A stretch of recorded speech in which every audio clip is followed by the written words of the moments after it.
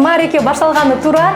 Ыр болот, музыка болот, көргөзмө болот, даамдуу тамактар болот. Анан албетте менин эң жакын конокторум болмокчу. Жакын конокторум албетте катталуучуларым, анан жакын курбу эже сиңдилерим. Жүрүңүз.